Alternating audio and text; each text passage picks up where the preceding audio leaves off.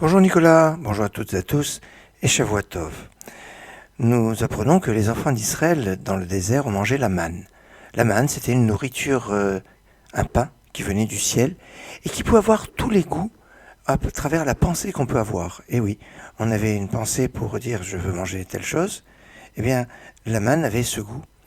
Certains vont dire que si on voulait, Shabbat, avoir un goût particulier d'un plat chaud, alors il faut avoir la pensée avant Shabbat, parce que pendant Shabbat on ne peut pas cuire, on peut pas... Et même dans la pensée, eh bien on ne pouvait pas préparer la manne dans la pensée de choses qu'on ne peut pas faire le Shabbat. Question que pose Rav Yosef Angel, c'est qu'en est-il des boissons? Est-ce qu'il pouvait avoir les boissons, tous les goûts qu'il voulait? Et il va rapporter le Midrash Talpiot qui va dire qu'en fait, les enfants d'Israël avaient dans le désert la manne, mais ils avaient aussi au niveau boisson le puits de Myriam, le puits grâce à Myriam qui les suivait dans le désert. Et c'est l'eau du puits qui pouvait avoir, à l'instar de la manne, tous les goûts que l'on pouvait avoir. C'est comme ça qu'on va expliquer que Nadav et Avihu étaient rentrés chitouiller Yahin, avaient fait le culte le jour de l'inauguration du Mishkan, le sanctuaire, alors qu'ils étaient en état d'ébriété chez Touye Yahin. Ils avaient bu du vin.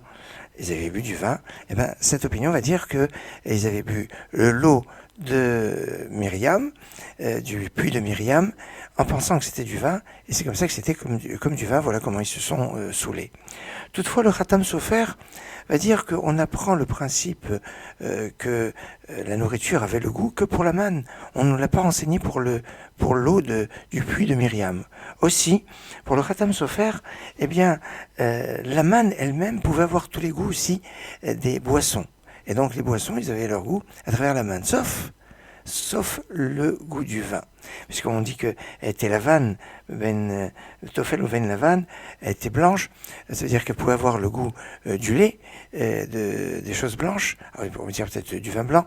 Non, d'après cette opinion, ça ne pouvait pas avoir le goût du vin. Alors, qu'est-ce que Nadav et Avihu ont bu? Du vrai vin. C'est pour ça peut-être qu'ils pouvaient être condamnés parce qu'ils avaient vraiment bu concrètement du vin avant de servir dans le temple, alors qu'ils ne pouvaient pas.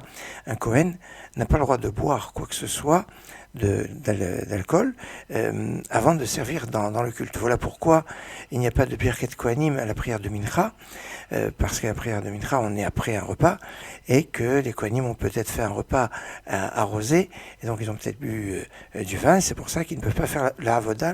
La bénédiction des Kohanim fait partie de la Avoda, alors que le matin, eh bien, on n'a pas mangé le matin, c'est normalement interdit de manger avant la tefila. Voilà pourquoi la Birkat Kohanim, la bénédiction des Kohanim, se fait le matin. Et quand dans certaines communautés, après la lecture de la Torah ou avant la lecture de la Torah, avant Moussaf en tout cas, on fait un kidouche pour ne pas tenir trop longtemps. Ça se fait des fois sur les lieux de villégiature, lieux de vacances, où on s'organise de cette façon.